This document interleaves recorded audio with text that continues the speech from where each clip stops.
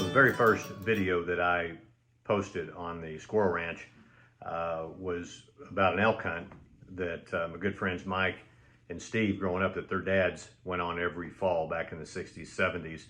And it was just a great memory, really, for me, being a kid growing up out in the country. And as I've shared before, not coming really from a big game hunting family, deer hunting family, it was just cool to watch that hunt develop and then hear the stories whenever those men got back from their hunts, and primarily hearing those stories through my friends Mike and Steve. But anyway, that video initially was only about 5 minutes long, a little over 5 minutes, and primarily because that was I wasn't sure how long it was going to take to upload videos to YouTube.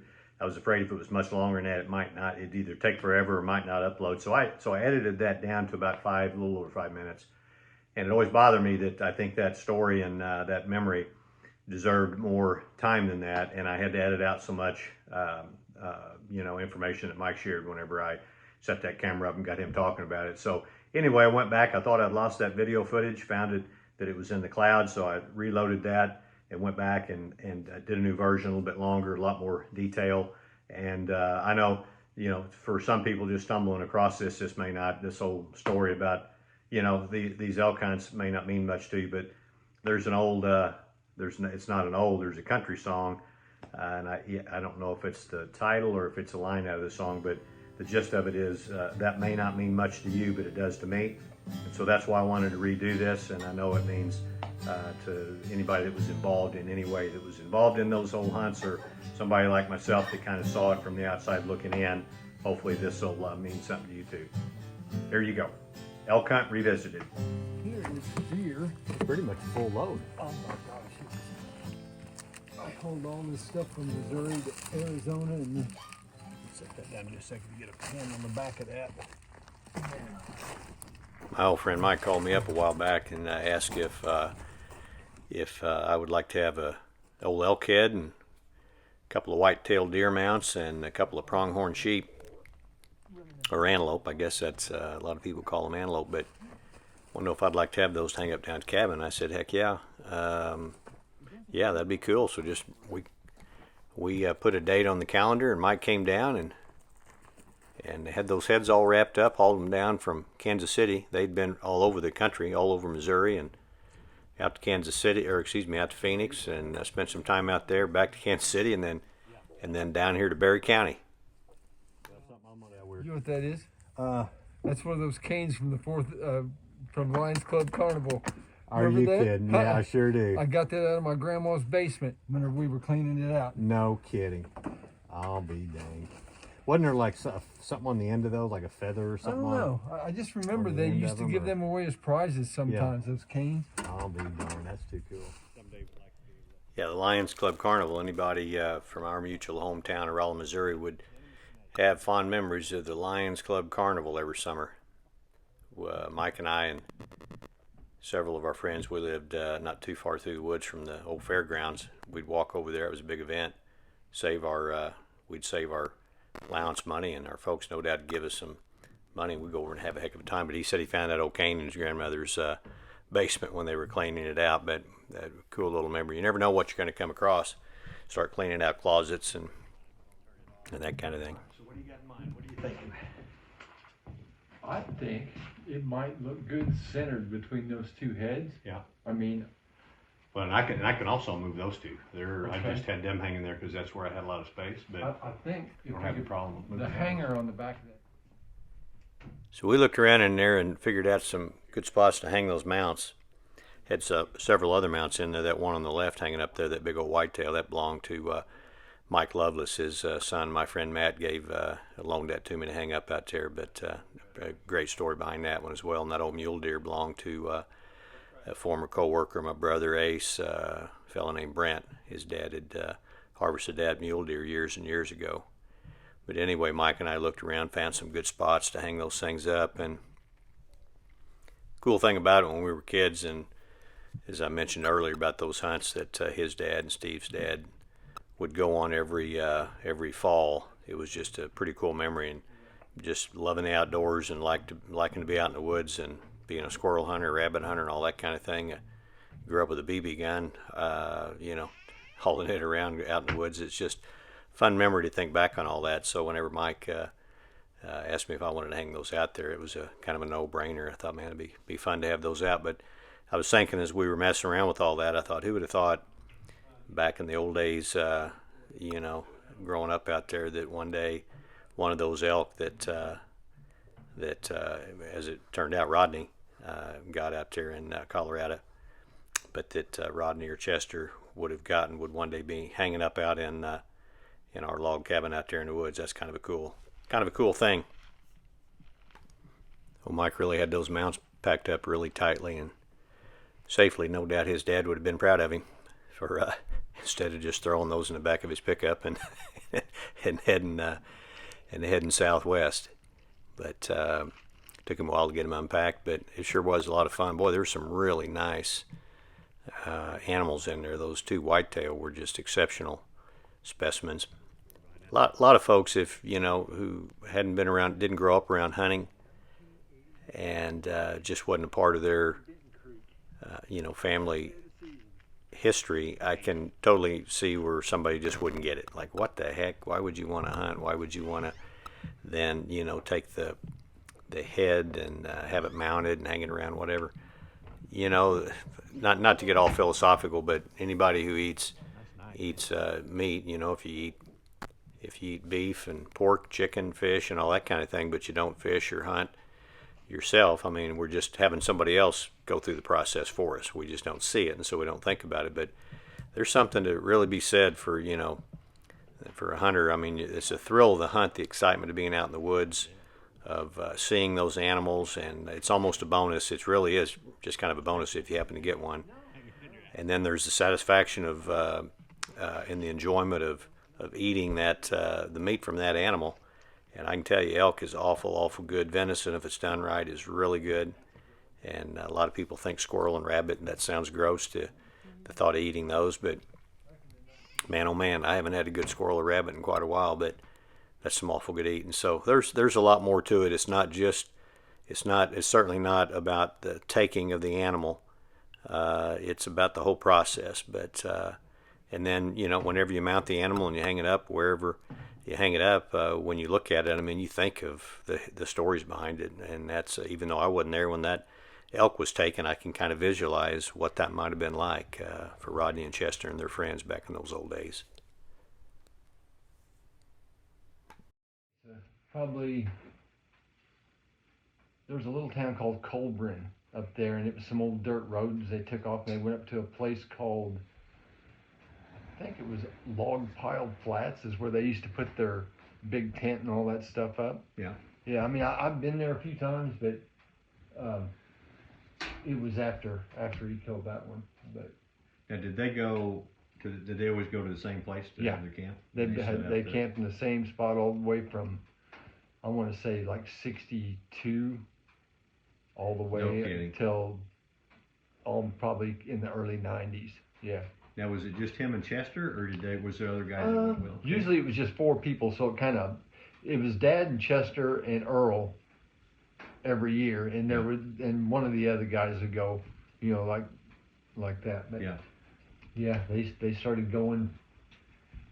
I think it was 62 and went all the way up close. I don't think it was quite to 90. It was probably late 80s when they quit. But Yeah, but I could remember every year it meant loading up, and of course you and Steve would be talking about it, but I remember them loading up their trucks and getting all their stuff ready, and they would put event. They would put the tent up, and sometimes they would spray it to waterproof it, Okay. And that was always fun when they'd set that tent up, because it looked gigantic when we were kids. Oh man, heck yeah. And you remember every time they would come back, remember when they'd get back, the elk horns and stuff sticking out of the back of the. Remember they all had. They were just 2-wheel drive trucks back then. They had those little toppers on them, and they were pulling the Jeep, and there was always antlers sticking out of those when they'd get back. That was always, to me, it was more fun watching them unload after they got back, and with all those the different things. But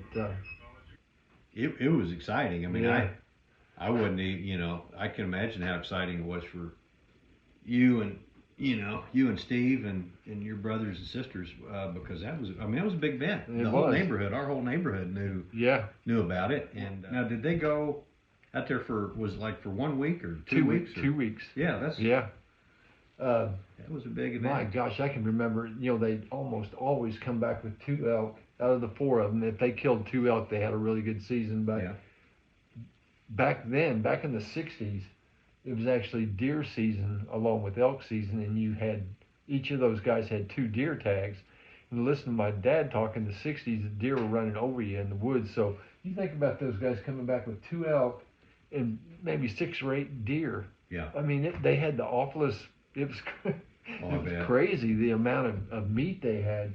Well, and there probably, back then, I'm guessing there wouldn't have been as many out-of-state elk hunters probably out in Colorado, not. right? Probably not. Dad used to tell me some of the ones where the years they didn't kill anything because the snow was so deep when they got out there, they couldn't even get to where they wanted to go, and they'd have to just turn around and leave. But he told me one time they had drove their trucks pulling those Jeeps as far as they could go up those roads, and were still miles and miles from where they wanted to hunt. And they took the Jeeps and hooked them to the front of the trucks and pulled those trucks the rest of the way. And when they got there, the snow was so deep they couldn't even set their tent up or couldn't even clean a spot for the tent. Wow. So they had to turn around. They drug those trucks all the way back out of there. Man. And then they just, you know, they came on home. But you remember that Terra Tiger? You remember that green, six-wheeled Terra Tiger, six-wheeled green thing? Absolutely. Chester bought that. And, I mean, he was, that was his pride and joy, that little thing. Oh, that thing was loud. Oh my God, it was loud. And he took it out there 1 year. My dad had that 48 Willys Jeep that he would take. Yeah. And Chester bought that, and he was just like, he was telling those guys on the way out there, this thing is going to go everywhere. He said, he said, there's nothing that'll stop this thing. That's it. He come around the corner in his Jeep one day when it was snowing a lot. I think it was him and Earl Spencer came around the corner in his Jeep, and he said Chester was sitting in that Terra Tiger, and Dale Allison was out pushing him because they were stuck in the snow. He said he ended up having to pull him out, and he said that was the end of the Terra Tiger. When they got it back, Chester didn't take it anymore. I remember Chester would fire that Terra Tiger up, and we'd load it. He'd load, you know, you and Steve and me, and I'm sure who else, probably Terry and who knows, would get in that, and he'd take us back in the woods, back behind the house at the end of the road there, and those hills were pretty darn steep. Yeah. And man, that thing would climb up and down all over. My guess is the snow probably wasn't quite as good in the snow. No, snow wasn't any good for it.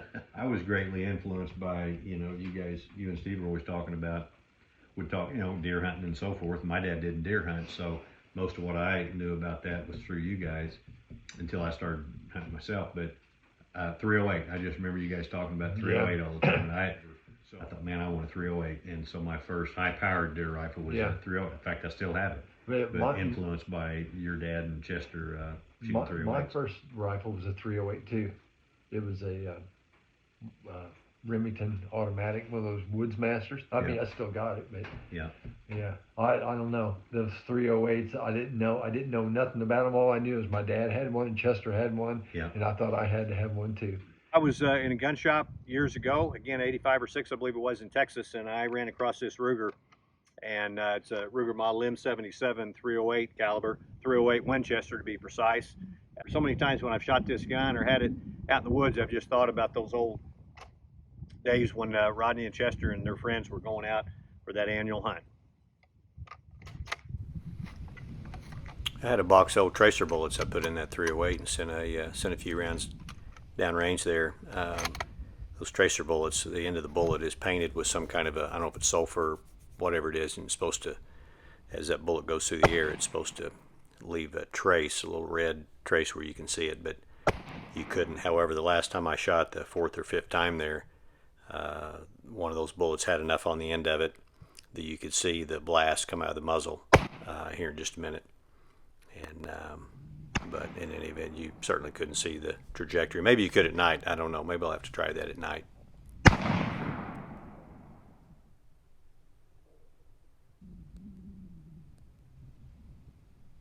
There you can see it. I was looking at his in his gun cabinet the other day, and I mean, he's still got that. The thing still looks like it's brand new. I can picture that gun, and I don't remember if him and Chester had the same gun or not.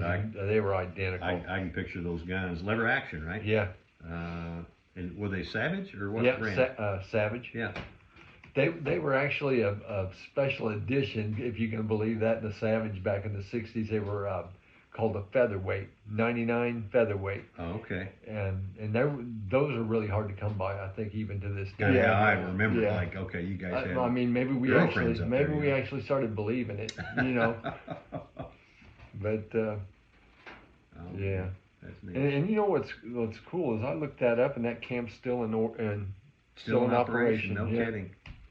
It was called back then. It was called Drinking Falls, and they've changed the name of it. When Mike was recalling the stories around those elk hunts, he had remembered a fishing trip that he and Steve went on with their dads up in Canada back in the 70s, and I remember them coming home telling me about the girlfriends that they had made up there in Canada while they were on that fishing trip.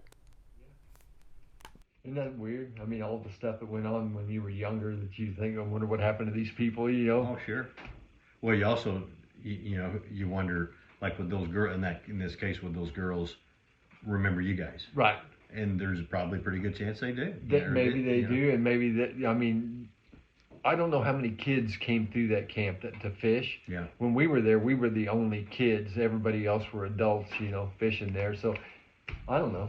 We just had I think they just thought, oh, here's some kids to play with, So, I forgot all about that. One last elk. I'm curious on the elk. Do you have any idea how many elk your dad would have taken over those years? I knew this at one time, and I'd almost be afraid to say right now. I mean, he killed a bunch of them. Yeah.